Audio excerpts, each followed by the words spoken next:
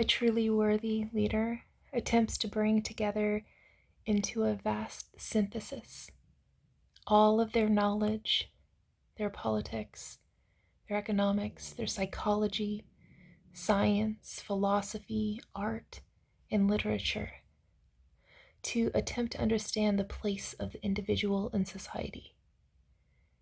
They constitute one of the greatest philosophical meditations on the human condition in all of human endeavors. They seek to give equality to us all, not partiality, but in totality. They act with conscience, not for a paycheck. They work with policy as the body substance to which we can see the values and the virtues of a nation's identity and its integrity. They give voice to the realization for all people to recognize the greater understanding which dwells within each citizen, yet expands throughout the nation as being part of the existence of our unity. Without this sense of civic unity, this domestic order, we are powerless as a nation. But in order for a nation to stand strong, it needs the power of the people. The people themselves must adhere to an inseparable bond. They must recognize themselves as being a part of not just a nation, but an awareness of our place of belonging, our obligations and duties to one another, our sense of designated responsibility. And for us to recognize the design of that civics as a way that helps us to bind with one another and hold us together despite the heavy human problems of the world trying to pull us apart.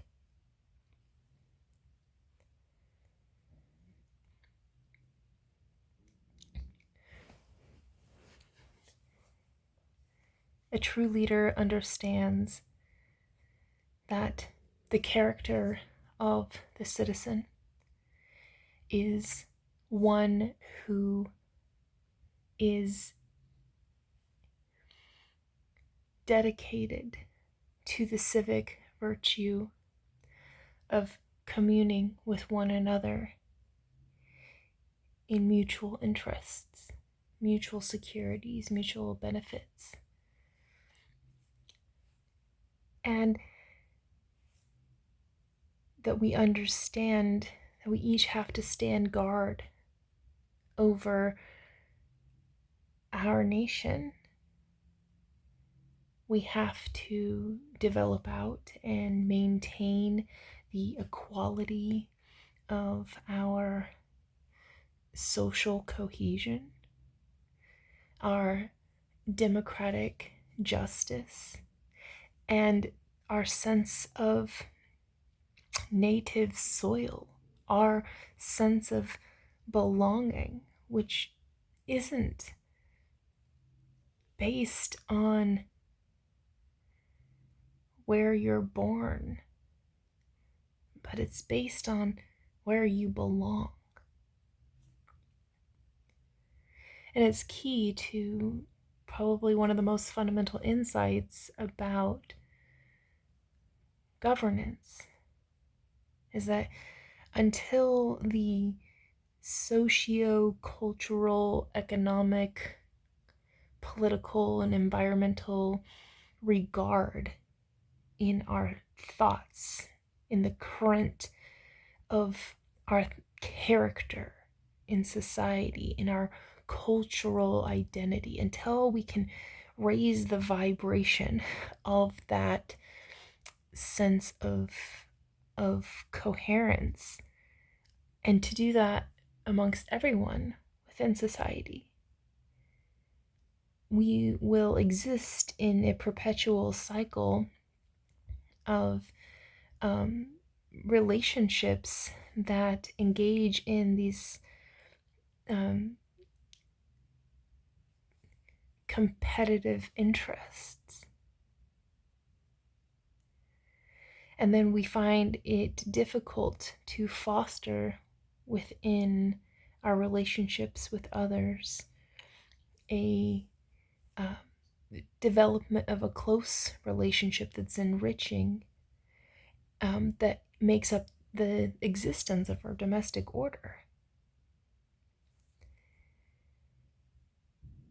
There does not have to be this constant sense of we live in perfect peace, but we must be part of the process of perfecting peace, which doesn't mean that we're trying to operate a system of limitations and controls. Freedom does not feel like imprisonment. Freedom is liberating.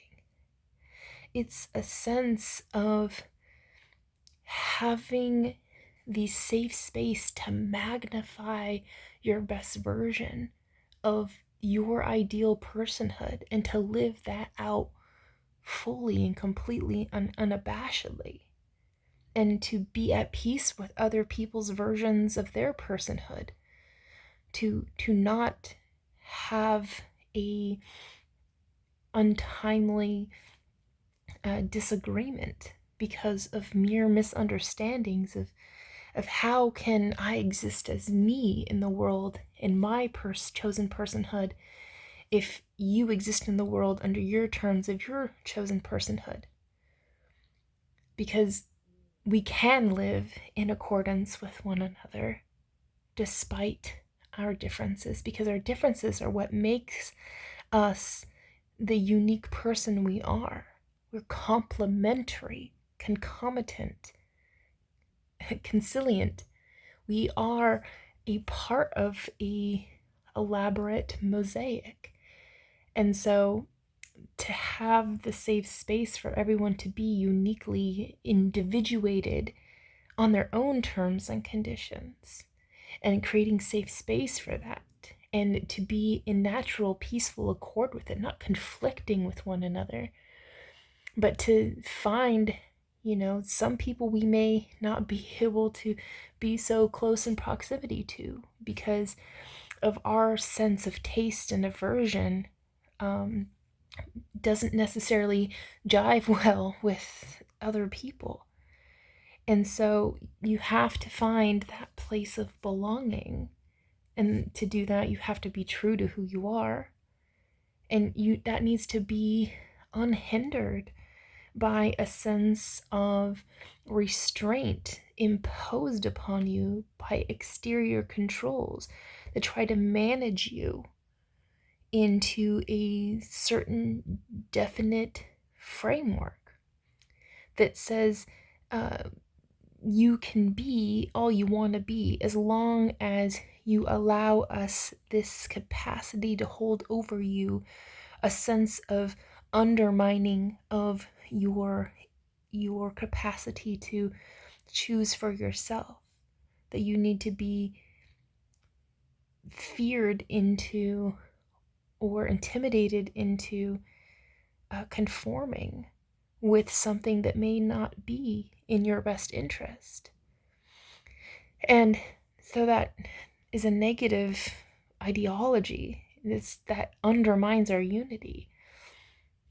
It's very likened to the concept of religions, which I respect religions for the original spirit of intent of religion's beliefs, but like any other man-made construct, it is distorted into this way of being greedy about your capacity to um, convince people to do a thing, to conform.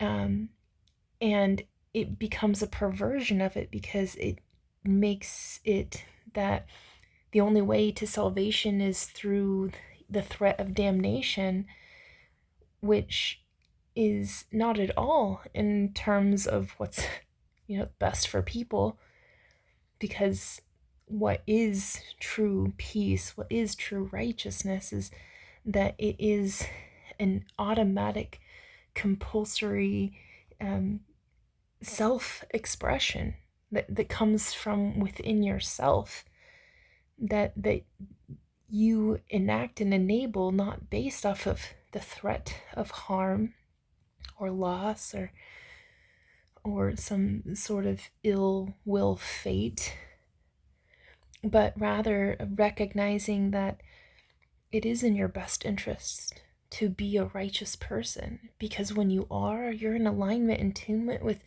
who you really are as a person, what naturally works with your nature and with your sensibilities, with your tastes, your aversions, and your talents and your skills. You are crafting your personhood with your human ingenuity, and you're expressing that to the world, like that liberation, that freedom to be able to be that and do that, and understanding that in the truest, purest sense of everyone is good humanity. And that is the most natural state of people. And that it is only when the world tries to conform you does that goodness within yourself get distorted. And then you are led astray into a direction of, resulting mostly off of negotiating with fear. And some people fall into becoming a victim of it, others become perpetrators of it, because everybody has a different way of dealing with the problem of fear. But a truly righteous person is one who accepts that the fear is not real, that it is a human construct, and that in the purest, most honest and true sense of who we are as an entity, as a species, as a sense of, aliveness and consciousness, is this pure sense of liberating self-expression, this development of personhood, and to live in accordance with others because of that natural unification that comes to us, that only happens, that cohesion that happens, that consensus that comes most natural when we recognize where we fall into place amongst other people in society. And again, sometimes we fit in with certain peoples and sometimes we don't, but that's based off of who our personhood is. And the idea of having a nation that is supposed to reason in a reasonable way, it's tasked with the possibilities of maintaining freedom and peace for everyone and doing so at the same time. And doing it not by controls, but by realizations, by accepting what really is true freedom, what that feels like, what that looks like. It's not conflict, it's not constraining, it's not imprisonment, it's not control, it's not submission.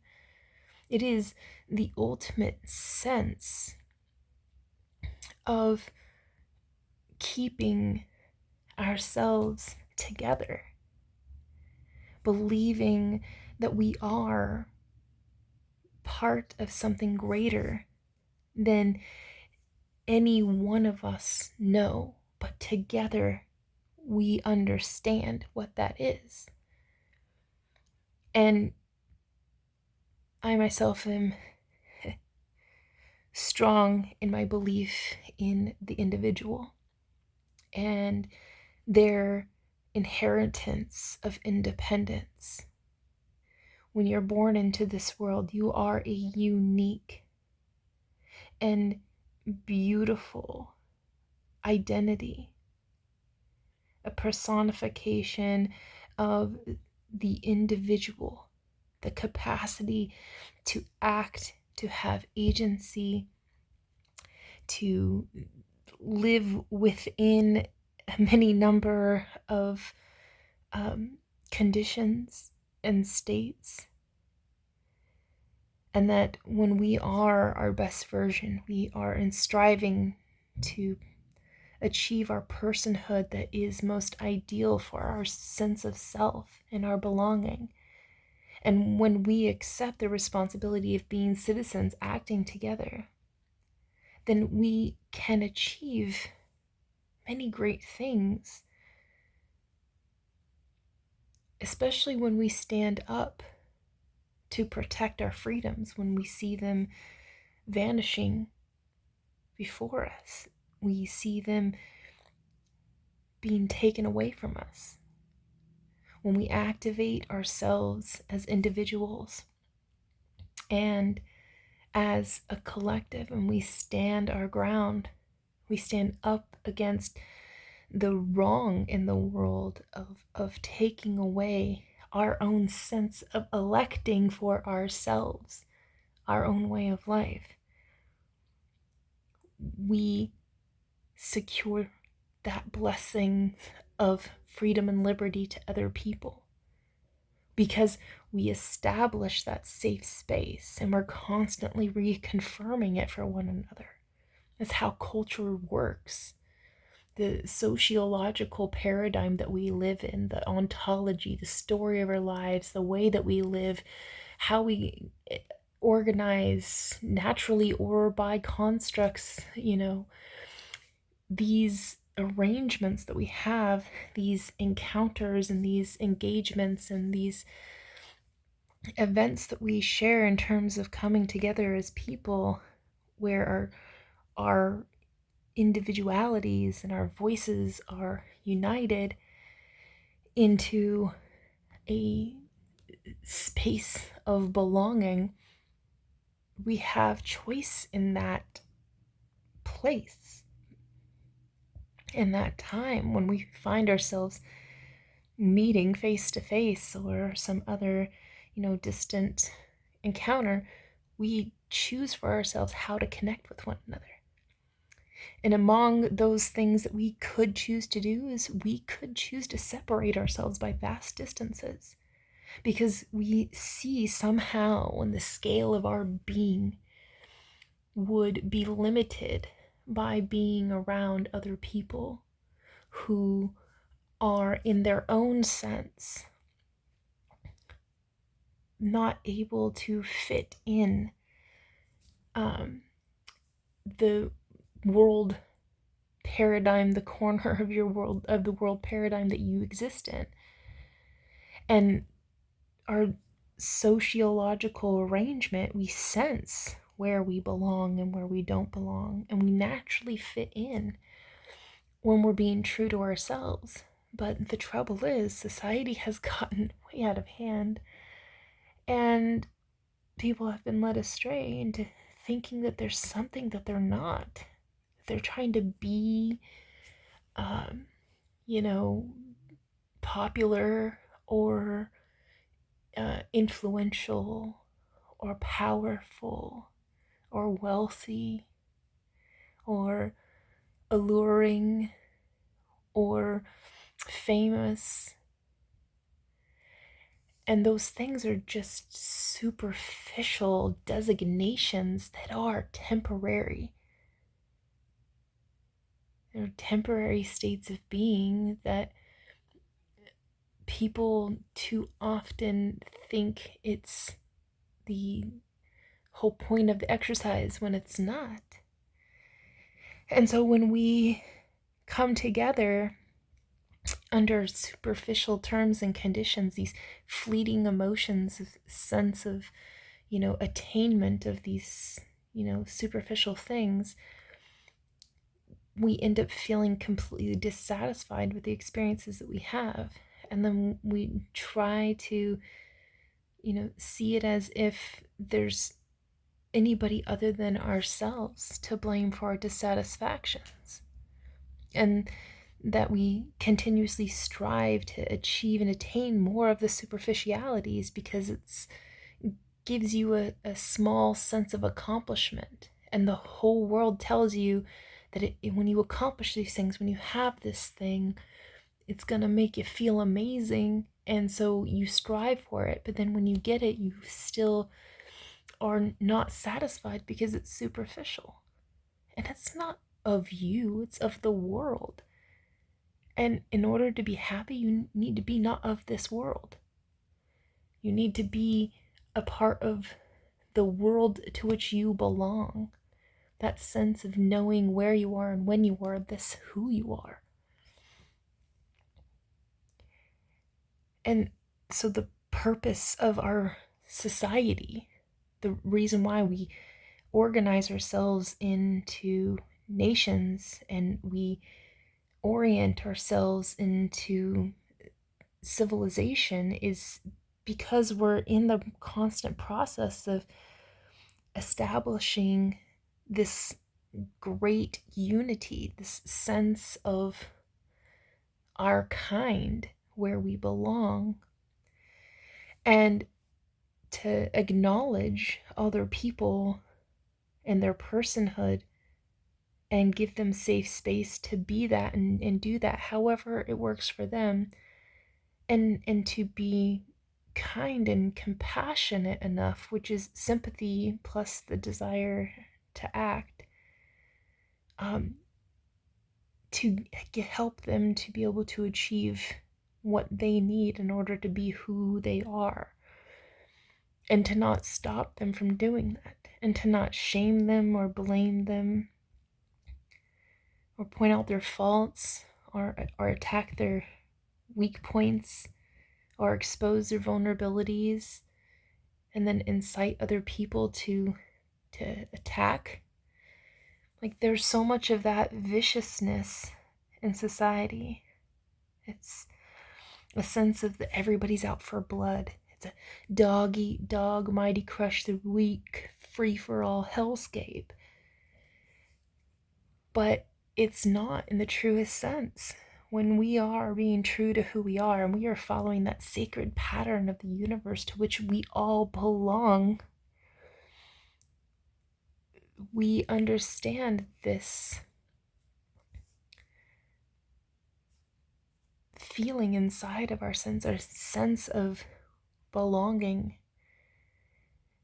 and our individuality, but our unity with all other peoples and nations, our sense of humankind, just acknowledging the personhood of others and respecting that and giving safe space for its existence. That's a bond. That is a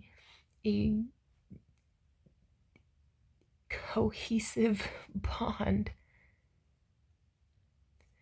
And it's the thing that gives us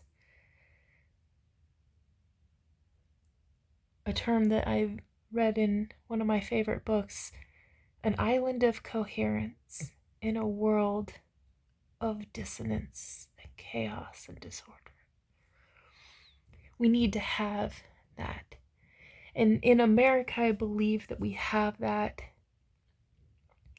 there's room for us to have our individuality, our independence, our self-sovereign, autonomous personhood. and a unity based off of the bond that we share with one another, because we each have that individuality afforded to us, that safe space afforded to us, our personhood respected, because that's what we create in our nation, is that sense of that is what we are protecting, because that is what we are designating as freedom. That is what is liberty. That is, in the most purest sense, the most important human right. That self-sovereign, autonomous personhood that cannot be infringed upon. And that government should only be,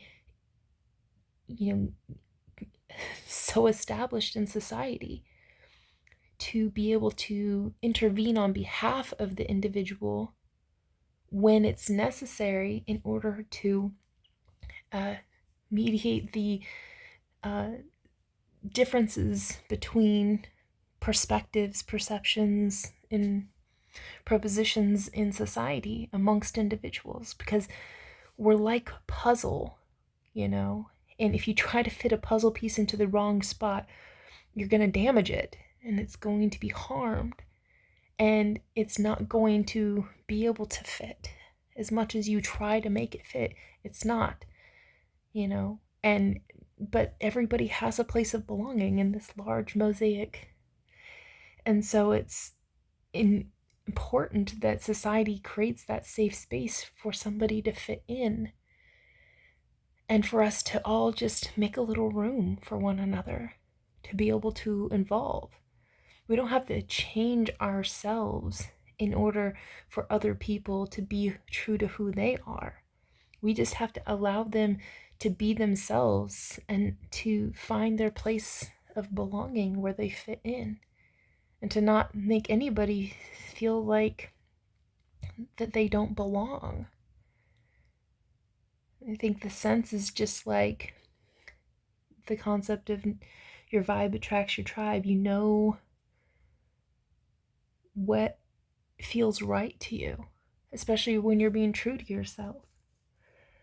And so society needs to be able to have a government that can help us to work out the misunderstandings that are between us, that are the cause of conflict, and to transmute that into an aspiration of really uncovering within yourself, well, if I don't belong here in such proximity of this space where I clearly don't belong, where do I belong? And to have a mediator step in to be able to help in behalf of the individual, say, what can we do to help to keep you as part of us, but to find a place to which you being you isn't going to take away from anybody else being who they are either. The me has to belong to a we. And you just have to find the right orientation to make the puzzle piece fit in where it belongs, I think that's another, really beautiful concept of why we have states and why we have the separation of federal and state and local government organization and civic organization, is because you need to have those insulary sections by which you are given that safe space, permissible safe space, and those who can step in on your behalf. But, in the general sense and down to the most specific sense, ultimately, the ultimate choice, ultimate power rests with the individual. And that all the other branches of government are how to protect the individual personhood of every person. How can we find a way to just all get along, sort of thing? That's what government's supposed to be there for.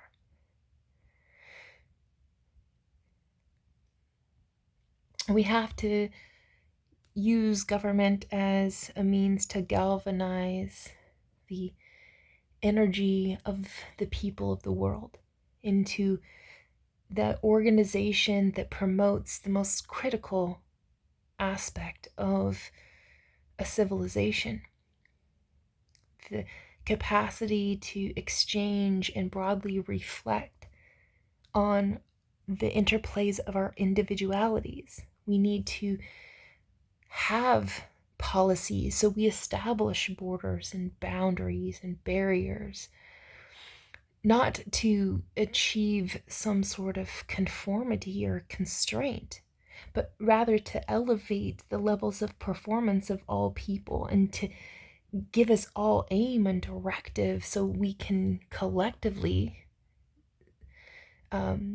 subject ourselves to a consensus, a dynamic consensus of what we hope to achieve together, like a collective project and a collective sense of accountability and responsibility amongst groups. But being diverse as we are, we have to constantly question, is this in the best interests of all parties involved?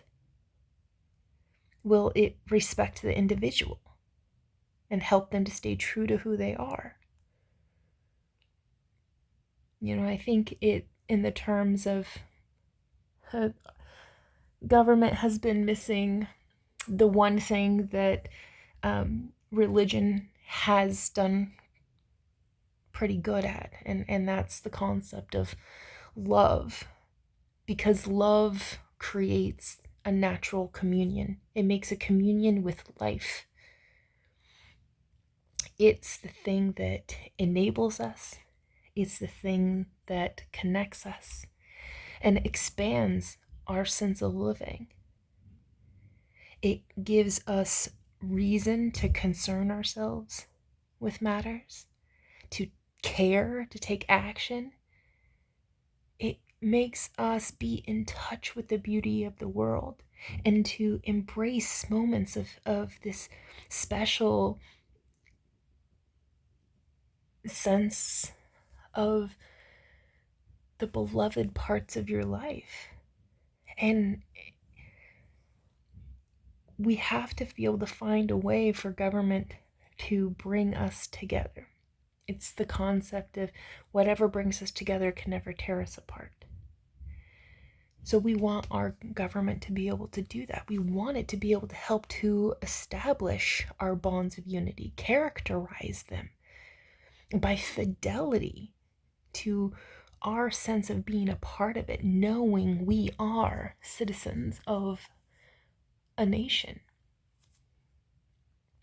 We have to take an active stand against the perversion of government that we're seeing right now, where our freedoms are being reduced and honor in America is fading and being replaced by selfishness. We're no longer banding together to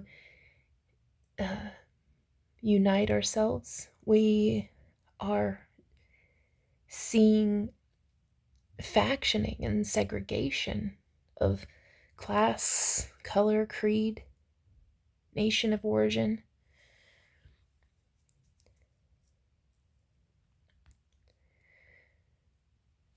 Government stopped being this way for people to see eye to eye, to meet face to face, and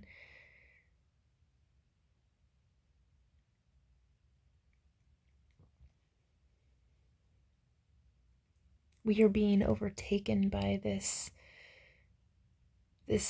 scattered sense of identity, this separation within our nations. It's a much smaller force than love. hate is powerful, but compared to love, it's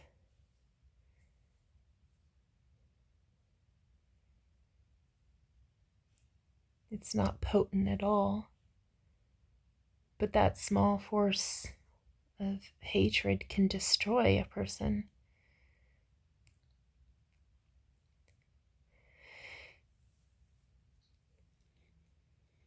If our sense of connection with one another is not established through something that has integrity, how can we establish a stronghold so that we don't have to fear those outside of our gate? And not in the sense of building walls to keep out the rest of the wretched world, but rather we are a well defined, unique, and awesome identity. Each nation is. It's the people, it's the place, it's our cultures, it's the sensical things, it's the nonsensical things, it's the magic, it's the wonder, it's the logics and the brilliance and the innovation and the ingenuity and how they manifest and express in each one of us uniquely in different places. Where you are and when you are really is who you are, and it brings out in people, in most cases, the best version of them. And tragically, when it brings out the worst version of them, we see a lot of suffering. But in that sense of place that we are, that gate, we need to not fear those outside of it, and we need not let them fear us into changing who we are. But we also need to not fear from within. And we're only going to establish that when everybody's recognizing that we're involved in relationships with one another, and they have to be respected. And that begins with our personhood.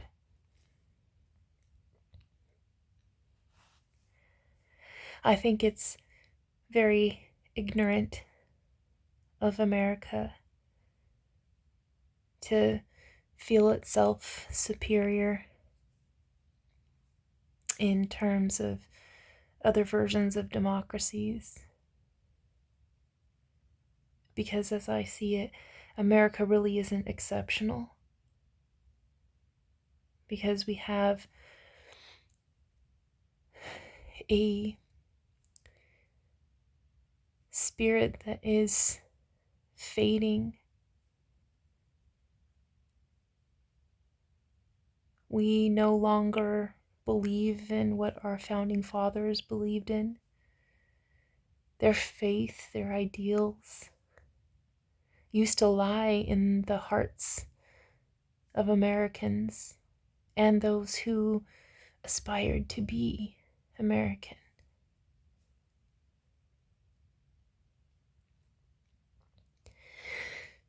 But we have now politicians that think that it's okay to embolden a cultural despair based on a sense of nationalism that is merged with other isms like racism and colonialism.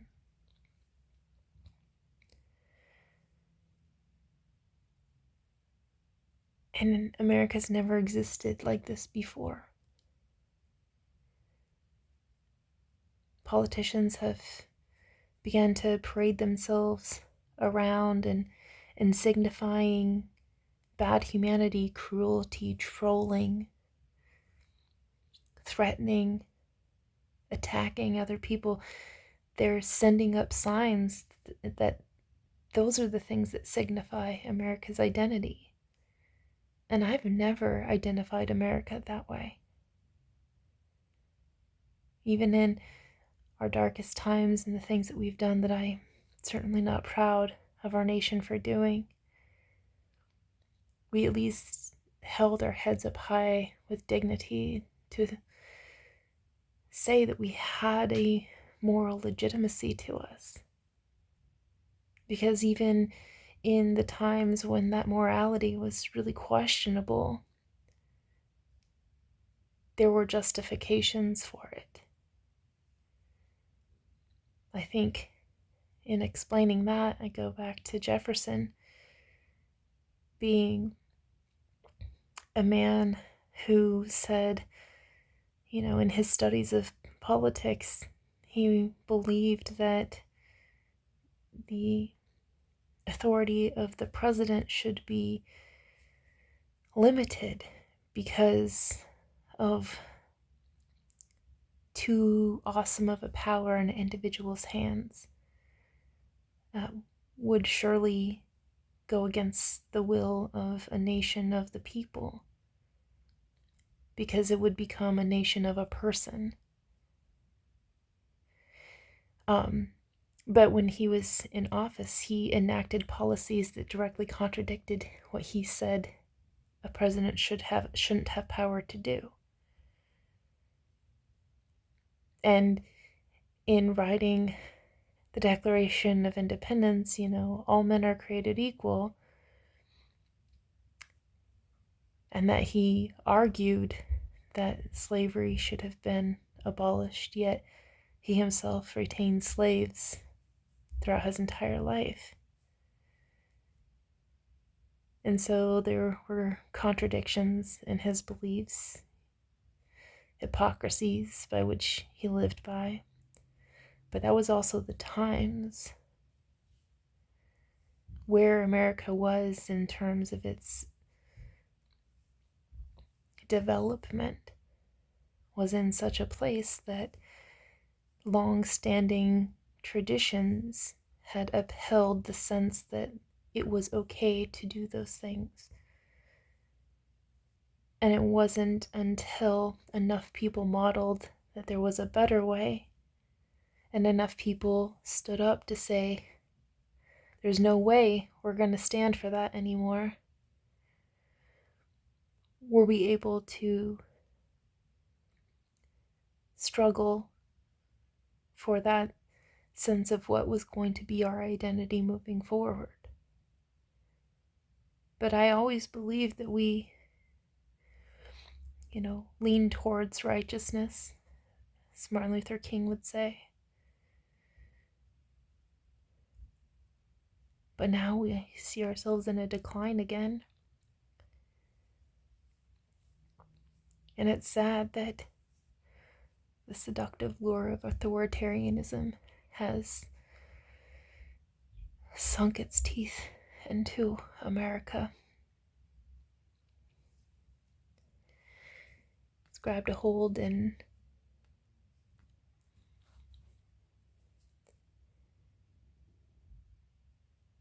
it reminds me that there's a significant amount of people in politics that are holding grudges and seeking revenges and incapable of forgiving.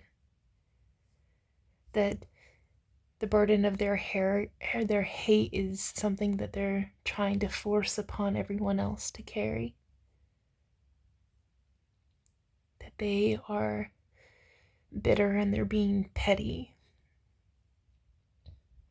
It's proven out in their sense that it's okay to build walls in our nation to keep others out. And they distinguish those others as lesser human beings. This is the same exact mentality of slavery.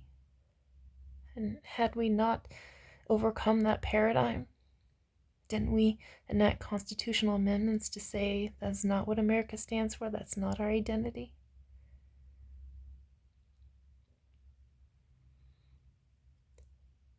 I believe that we have the capacity as a nation to work together and to build this nation into something incredibly brilliant and magnificent.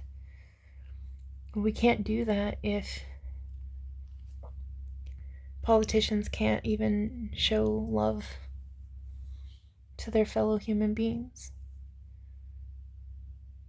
They despise them.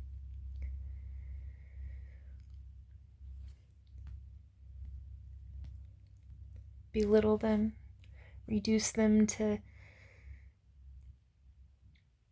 lesser beings and these nuisances are these threats that have to be eradicated, dealt with. I don't think it's possible for us to vastly improve our country if we are trying to distinguish ourselves as being marked by some sort of special mark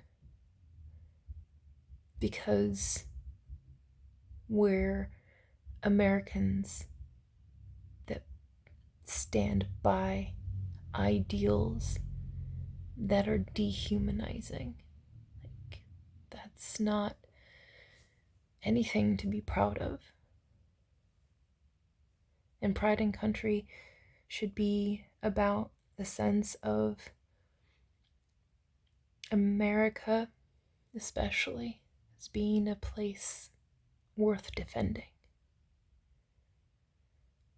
And if we're so busy dividing people, then we're not worth defending.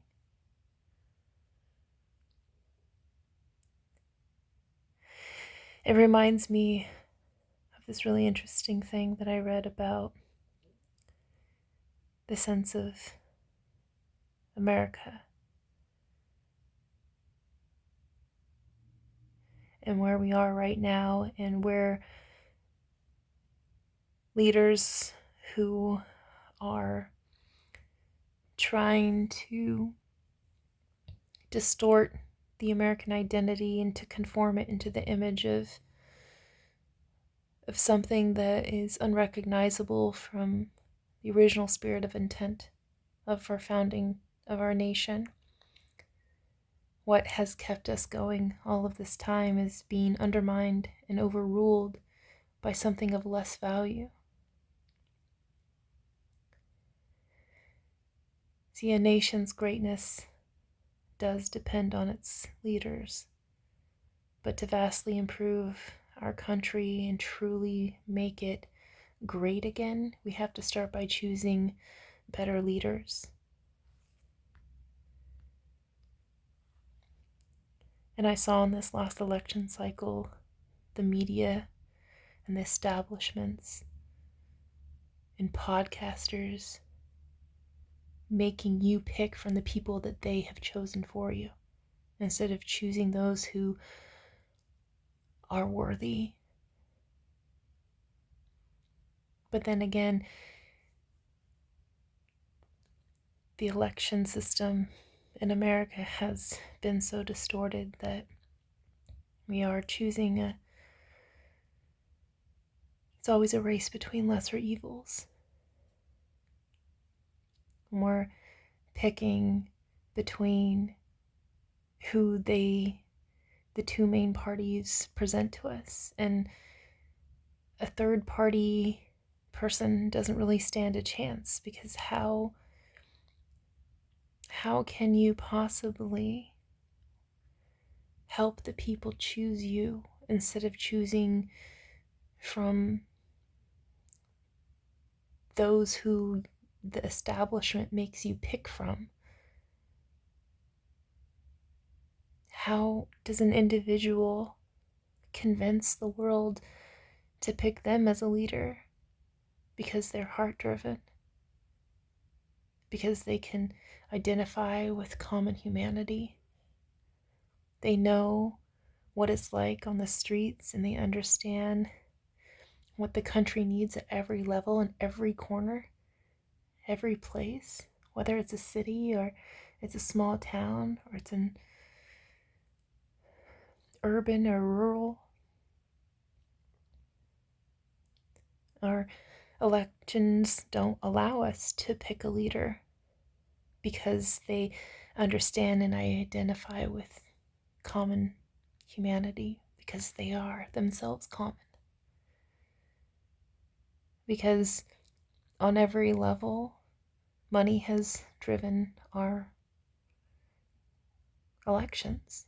Corporations and the establishment make up your mind for you.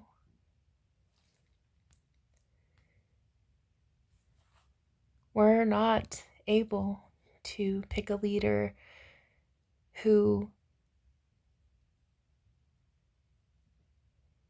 is cultured,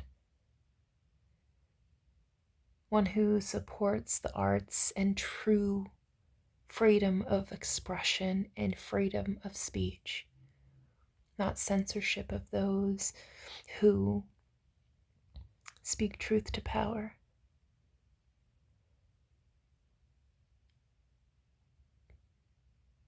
Because politics has become about profits, about money.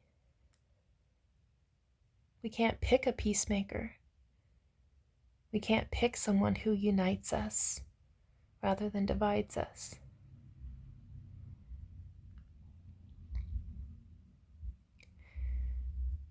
We can't pick a leader who will fund schools and not limit spending on education, or to close libraries.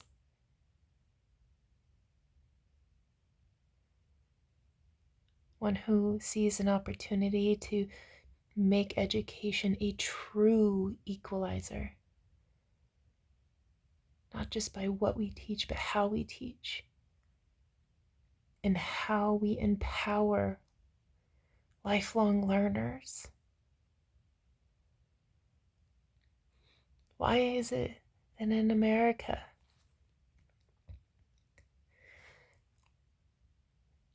we can't pick a leader who chooses diplomacy over war?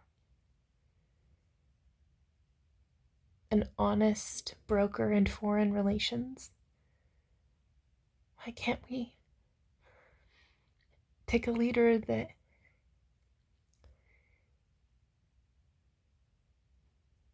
understands the greatest strength isn't your capacity to harm others or dominate them or aggressively threaten them, but strength is in integrities and a constant regeneration and restoration of integrities and realignment with them. That's strength. It's about making sure our nation and our politicians keep their word, and that when we say we want peace, we mean it.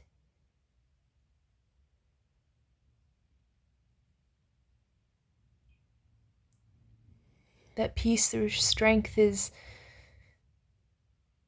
only true in a sense when that strength is about confidence that is humble and intelligent,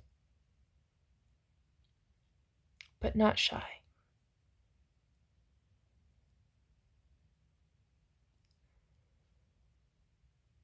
Why can't America pick a leader who encourages diversity, not racism?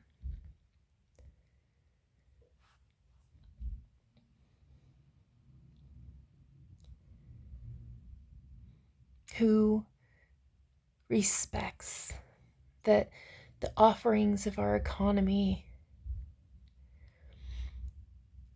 needs to be an incentive for participation and contribution and experience and encounters, all of those things that are combined that give us value, not value in a sense of a material value. That's part of it, but it's in combination with this sense of a virtue, the value of these virtues of non-corruption, of wisdom and stability and development and assurances and well-being and health, and that we are incentivized to invest in building bridges, not walls,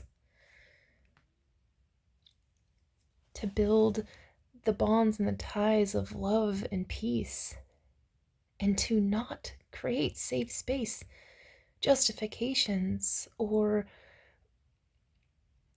platforming of chaos or hate or deception. We need to be able to have a leader who is focused on convergence, not segregation, tolerance, not discrimination, fairness, not hypocrisy.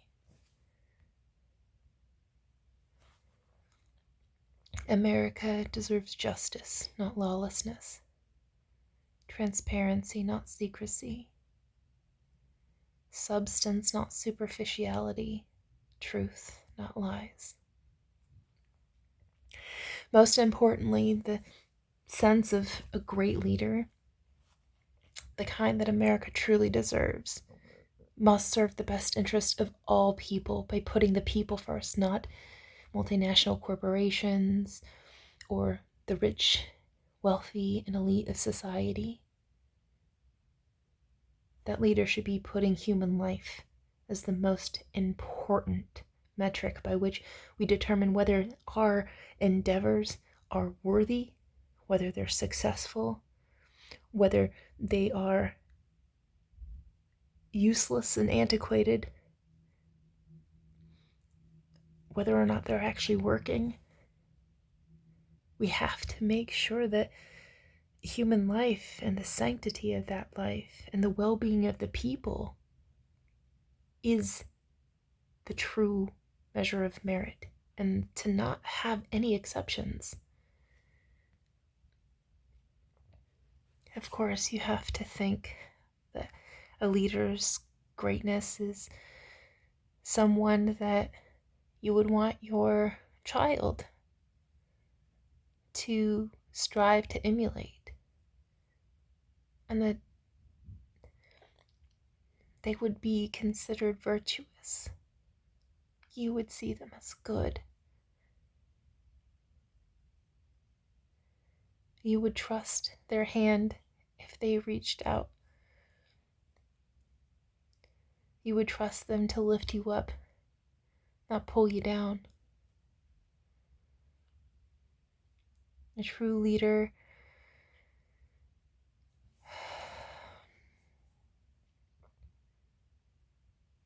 feels secure in their personhood, so much that they don't have to demean or belittle other people, and that they're steered by conscience, not bribes. They're extremely brave, and they think of others.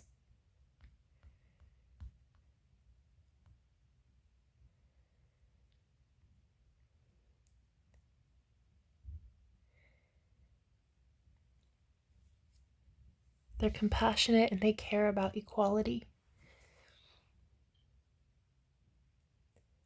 They care about equity. They care about diversity and they care about inclusion. Because that's the ideal, that's the unrealized potential of America and the world to come, is this place where we can live together, galvanizing our energies, making ourselves accountable to one another, developing a consensus and subjecting ourselves to that, and to question and to take criticism with a grain of salt, but also seriously enough that we're not afraid of self-reflection. And unfortunately, the incoming administration doesn't hold any of these values. And in their attempt to make great, they will make America fail to do good. And many people will unnecessarily suffer because of the inhumanity, carelessness, and indifference to the human condition and the human situation.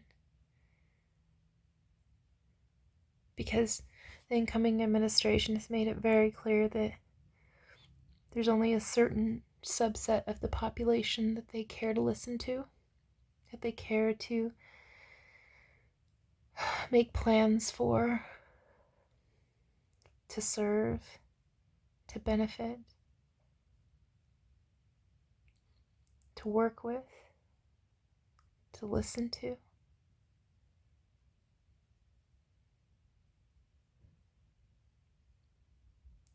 Everything about what they're saying they're going to do, what they've done before, and what they're laying the groundwork for is just a bunch of bread and circuses.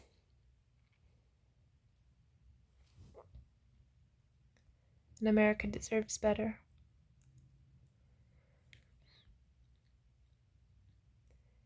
And with that, I'd like to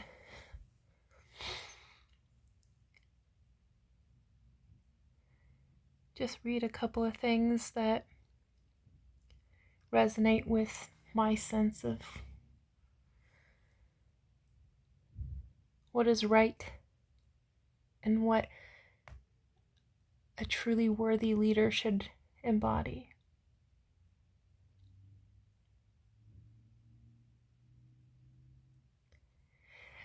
There's this, well, I'll call it quote, which I love quotes. They're little snippets of profundity that put things into proper context.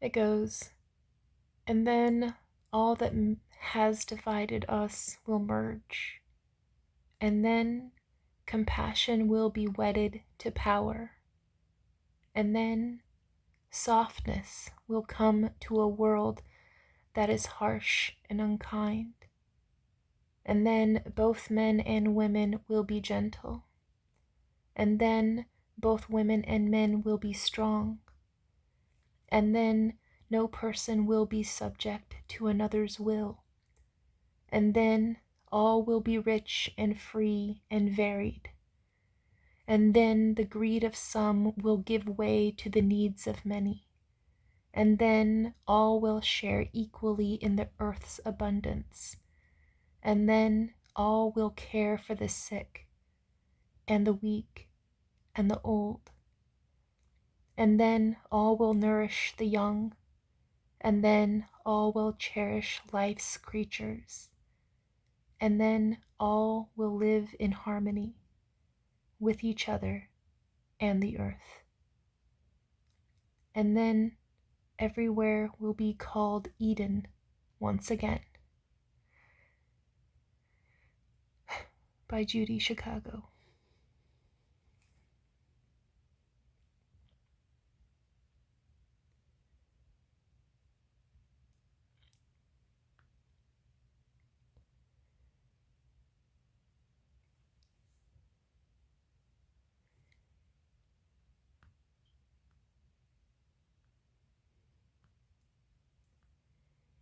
It's hard to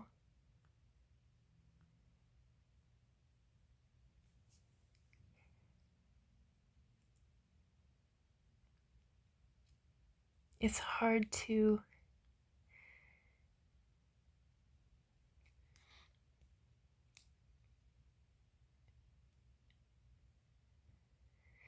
it's hard to express what can be said in more than words, between silence and thought and voice.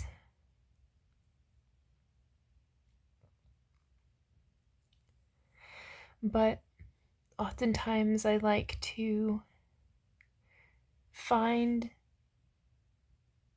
something that works in a generalization to point to an underlining meaning.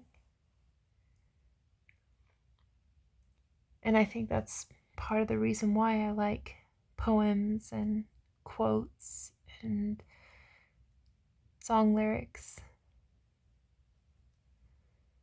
because it's a generalization.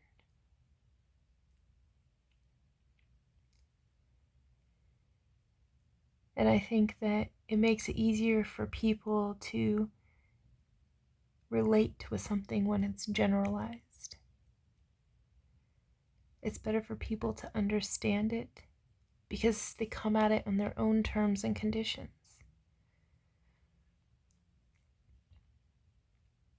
And then when you start with the general and you move to the more specific, that's how you reach an understanding.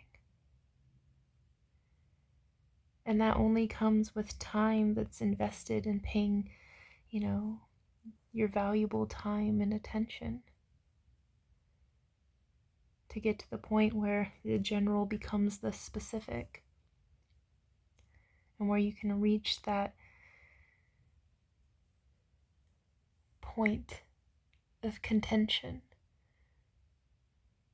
when there's differences in opinions or difference of interest. And from that you establish what's workable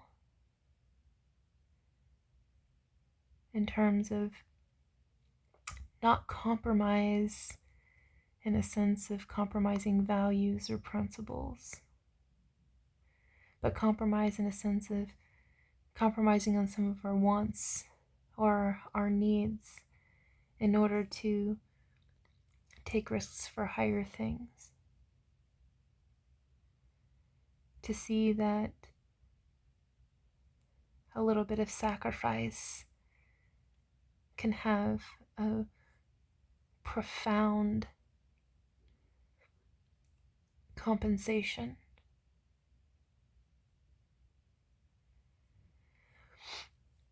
And I think that if we're able to establish a type of arrangement in our organized governance that focuses ideally on creating broad and general policies that can be whittled down to narrow and specific laws, and to utilize those to create a fundamental framework by which to establish the self-sovereign autonomy of a personhood, an individual, and that we work out a firm reliance on that designation and a quality civic education in terms of our rights and responsibilities and civic duties in respecting that personhood, that we can get government back into its proper intended use, and that we can establish economics back into its proper intended use, which isn't just about making money so we can pay our taxes, but rather to be able to make a difference in the world.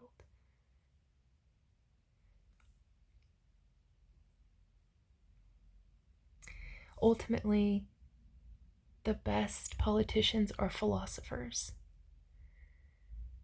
They're strategists in a sense of they understand how things come together, but they are consciously aware of how logic has to meet with this creative sense of how to give something life, the virtue of characteristics by which people can identify with and relate to and involve themselves with in a practical sense without having to be forced into doing it, but just by natural compulsion. It's automatic, it's spontaneous cooperation. That's what makes the best policies. And I don't know what kind of garbage they've come up with nowadays and calling it policies and laws, where most of it is just backroom deals and handshakes as dollars, and it's all about favoritism and elitism, and somehow always passing the buck of the bailouts of the, you know, most well-to-do, and to somehow putting that cost on the backs and the burdens of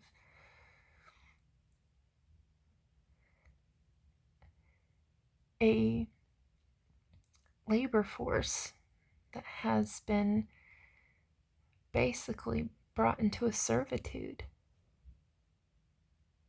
And then the people in power are making no legitimate plans to bring down the deficits that we have that are making people have to be on the hook for paying for all these pet projects that don't really do much in terms of transforming the human situation or the human condition, or to make what we experience in our nation as being, again, worth defending. There's a lot of short-sightedness, and it's a lot of games and spitefulness and cruelty, and it's unusual that society has allowed such a perversion of what's supposed to be service, to let it become selfishness and self-service. And so many people are being left by the side of the road because of it. And far too few people who actually do care are able to get into government and able to enact a change. And then society is manipulated into thinking that we like it that way, that we like the corruption. It's a good thing somehow, when it's not. When you look at it in terms of moralities and ethics and virtues, integrities, it's void of all of those things. And it's playing on sympathies and using things that are supposed to be there to help to preserve and promote the general welfare. They're used as leverage points to help to advance terrible, inhumane, ideological bullshit. Excuse my language. It's an undermining of the system. You know, there was once a person who at a time had integrity, but sold it out for power, money, and influence. He used to say that laws should be short and easy to understand and should have sunset clauses in them. And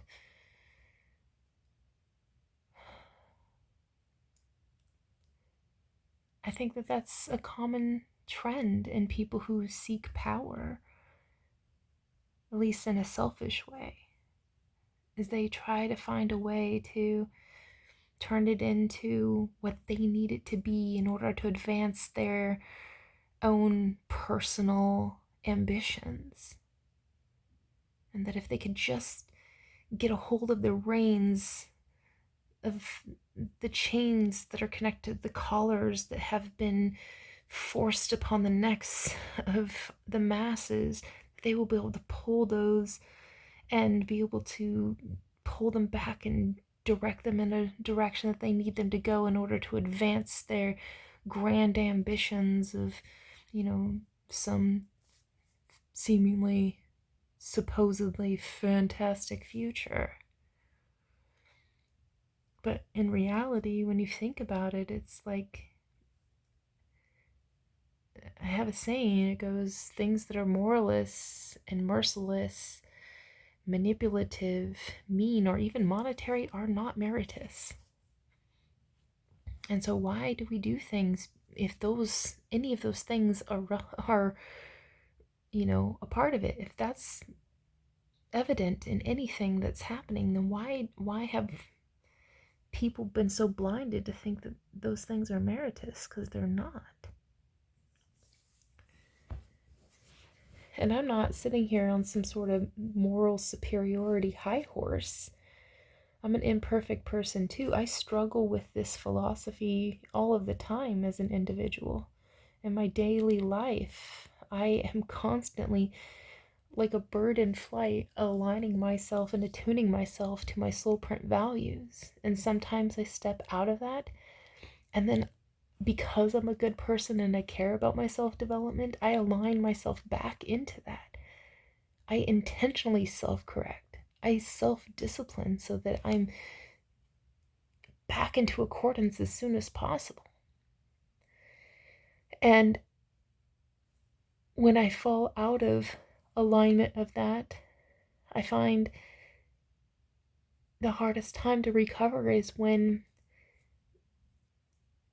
people have noticed my sense of integrity and preyed upon it to exploit me for their own personal thrills and gains. I have a hard time with that because that is abuse, and it's a direct violation of my personhood. And when somebody violates my personhood or does violence against it, which isn't just, physical violence, but violence is also very much psychological. And when those things happen, it makes me question, where's the love? Where's the good humanity in the world? And I found a person who really genuinely made me believe that humanity isn't a total waste, because I believed that they had such integrity. But then I found them to be just as human as everyone else, weak and flawed. But I guess the disappointment I had in them was the sense that they were not willing to self-develop in the ways that would have made them consistently worthy of trust. They sell out their values in order to gain superficial powers in society. And again, me not trying to be on a moral high horse here, but I guess it's trying to find those types of people that could reflect the best of you. And recognizing, and respecting everybody has a different starting point in their self-development process. And whether you're intentionally self-developing or not, everybody is developing.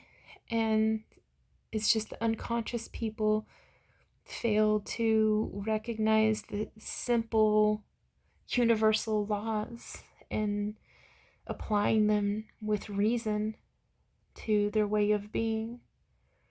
And I see it consistently in the politicians And I feel pity for them and disappointment, but not in a sense of me judging them, but me understanding them and praying for them that they'll have their personal revelation and that the universe will be gentle to its erring children. I honestly have so much hope for America because I don't think it's so far gone and so far lost that it can't be redeemed. It's just a matter of getting back on track with the restoration of integrities of what America should really be about.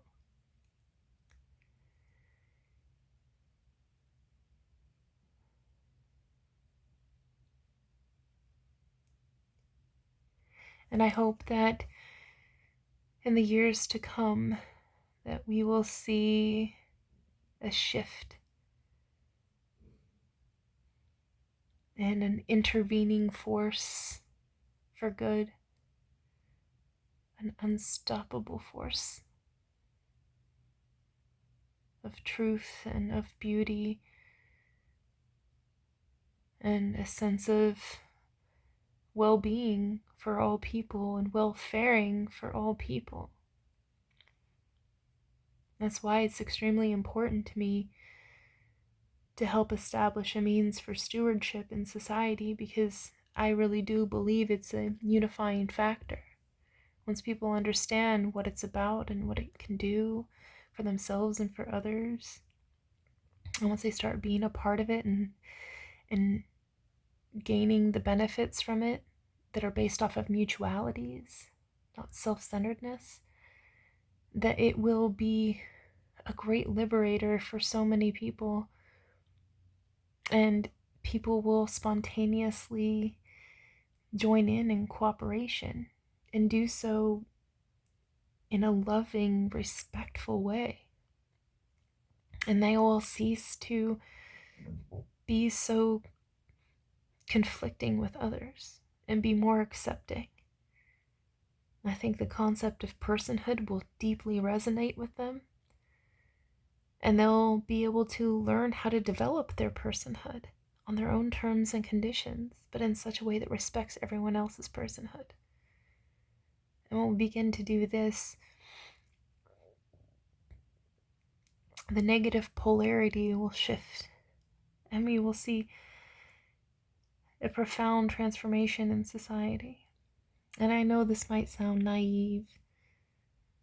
That's not how the world works, I hear many people say. But it really is how it works. On the simple human to human level, in most cases, it's good humanity. It's in the broad and general sense where people have lost sight of the fact of what actually matters. And we don't have any mainstream people that are sharing insights about restoration of integrities, about having soul print values and sticking to them, about not selling out who you are as a person just so that you can be in the in crowd.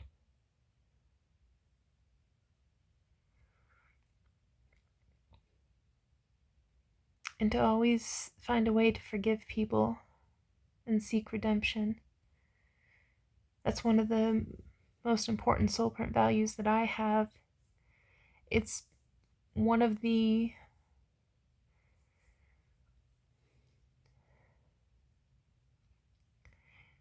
most energy intensive experiences, because I have to transmute that attachment to my sense of right and wrong in order to see the opportunity in recognizing where the other person is coming from. and to try to find their starting point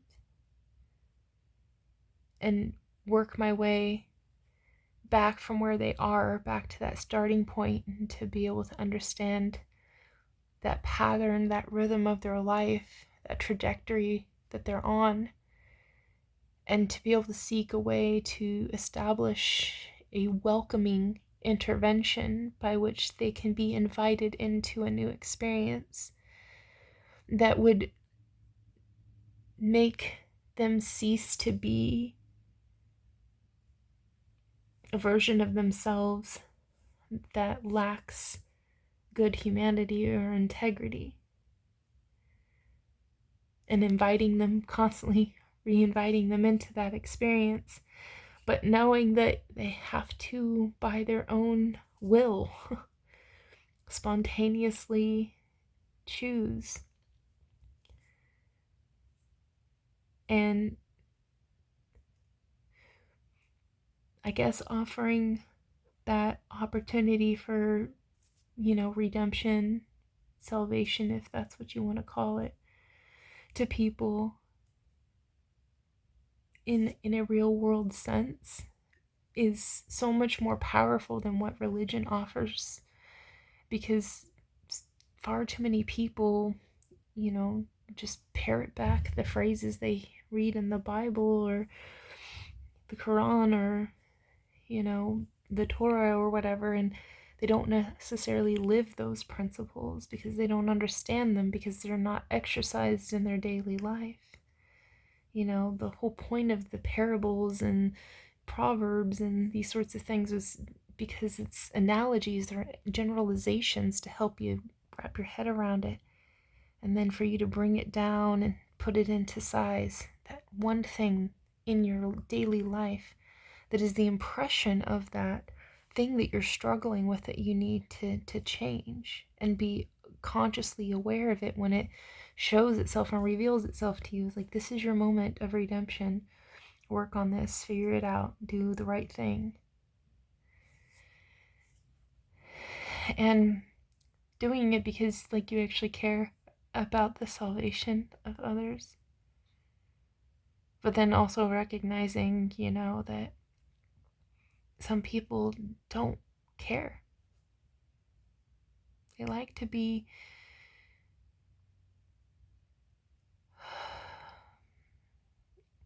irredeemable. They've given up on hope, and they've just resigned to the end and are just committed to live out in that perpetual state of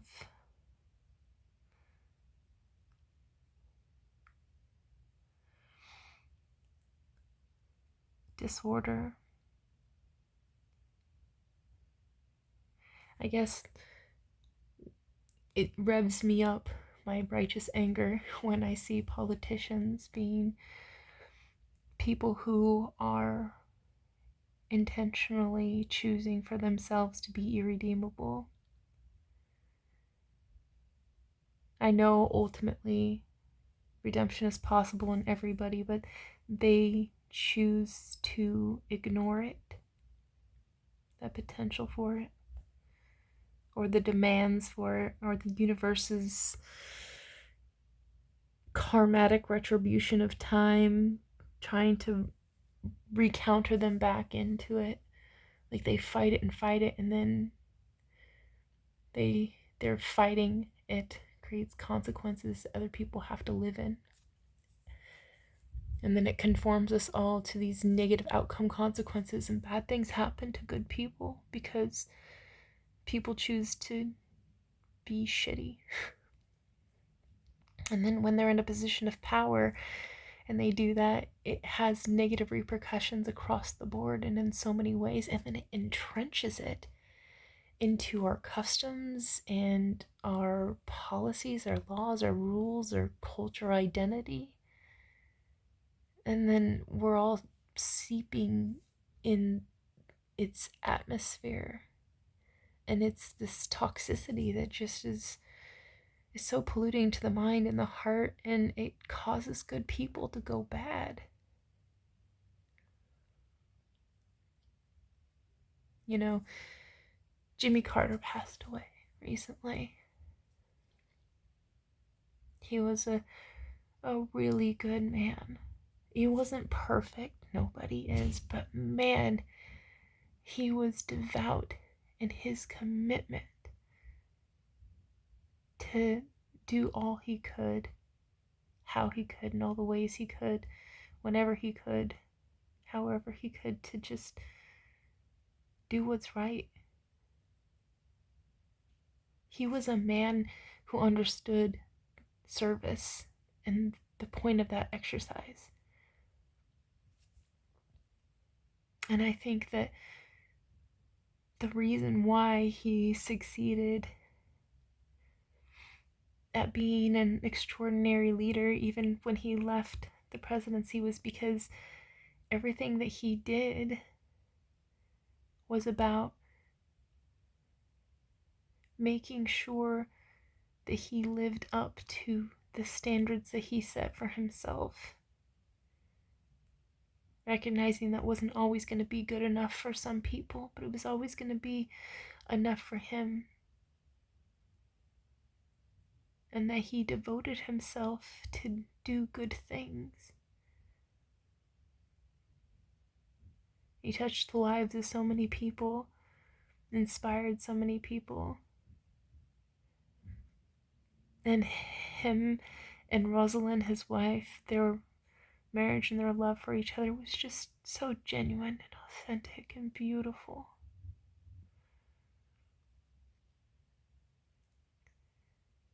That they were a power couple for sure. But they exemplified what true leadership is. And the power of the individual. And I really wish that we had politicians with that level of integrity. How far America has fallen from grace that the 39th president was a man of such core, virtuous, moral fiber. He was just a good man. Good man. Only for having a 45th and 47th, soon to be 47th president, be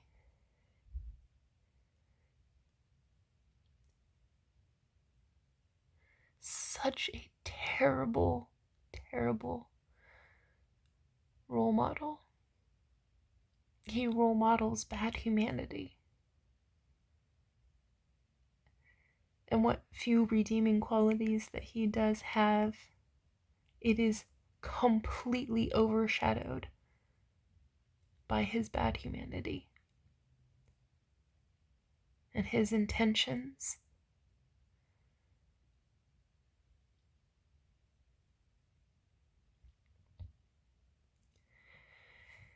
And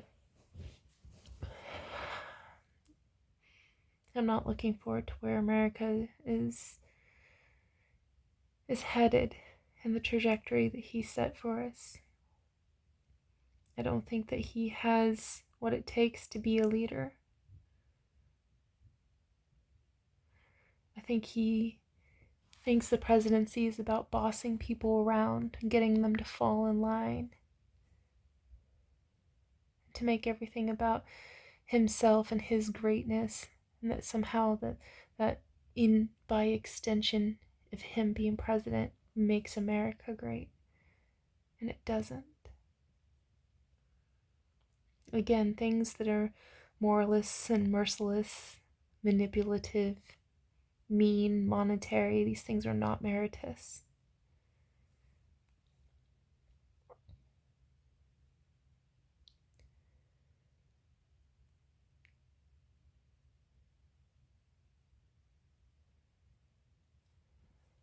I'm not I'm not giving up on America, though, because I do know that the work that I have in store in this coming year will be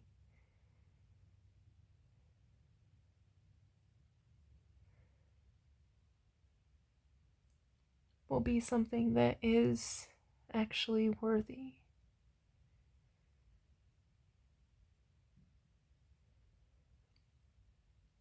And be worthy of America's true identity, its founding principles, its proper intended use. And it's not going to come because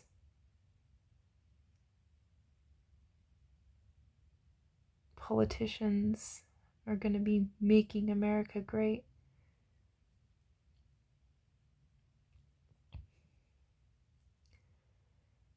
I would rather be good.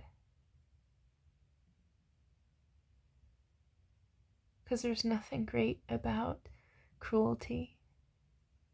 There's nothing great about corruption. And there's nothing great about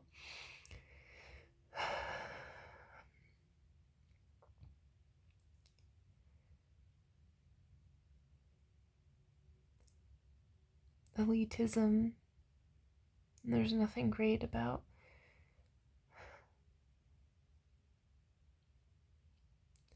demonizing other human beings.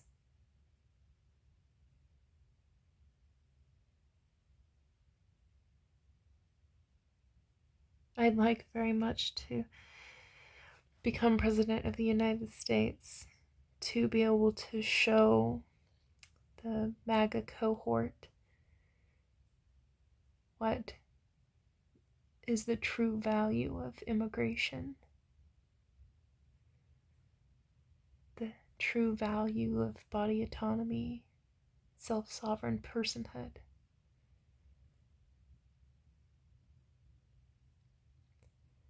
The true value of economy, the proper intended use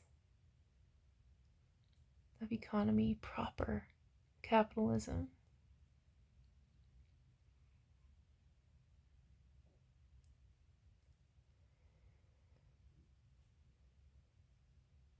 What a holistic education that is an equalizer in society.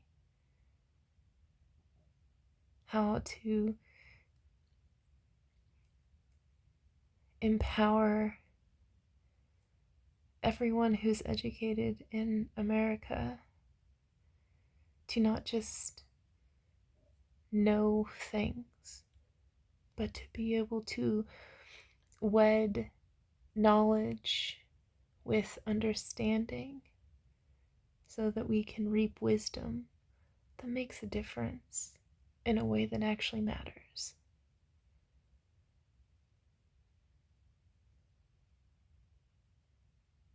And to teach the great value of learning about yourself and self-identifying, and the invaluable wisdoms of domestic arts and sciences. I like to say I think it would be a brilliant idea for every person that Trump deports to offer them a welcome invite back to America once he's out of office. Like, keep your papers, your deportation papers, because I'm going to invite you back. And when you come back, I'm going to show what a true leader does when they find themselves in this dilemma of having people that aren't citizens poses challenges. And people with different identities and different sensibilities and different personalities are going to have to find a way to come together. and to prove out that there's a way to do that without dehumanizing anyone, but rather to fortify the sense of human rights and human dignity and something that's greater than that. The true beauty of the human element, and empower the human ingenuity in all people to do remarkable and magnificent things towards shared goals of mutualities, mutual interests. I think that it is weak, and I think that it is pathetic to think that you have to be aggressive or be exploitative or to be cruel or dominating or violent or dehumanizing, all of those things towards people. There's no virtue in that at all. It's a sign of weakness. If you have to use these terrible methods, then you are not thinking clearly. That you are not using intelligence. You're using the most base layer of human nature. There's nothing inspired about it. There is nothing evolved about it. There's nothing intelligent or conscious about it.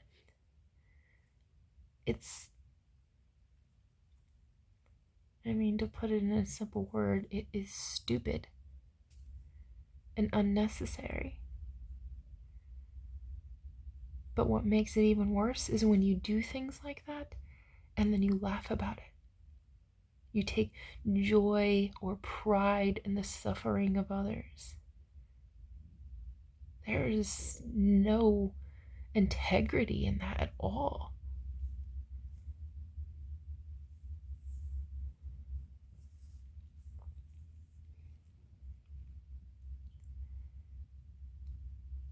A true leader would be able to see that we do have an immigration crisis.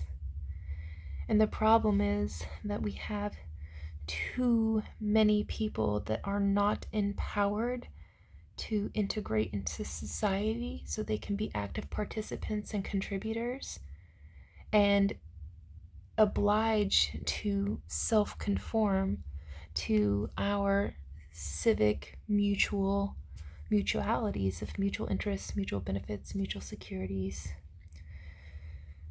and mutual respects.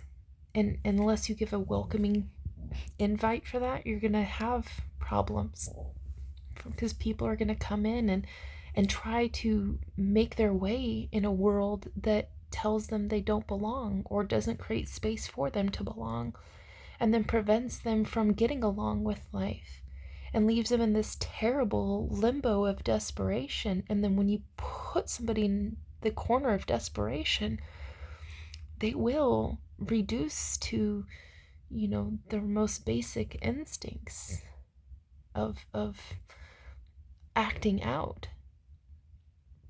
or becoming a victim, and so the solution isn't, and it certainly isn't throwing money at the problem, especially because you can see so many places have thrown money at that problem and it's solved nothing, but so there is a solution, a viable, real world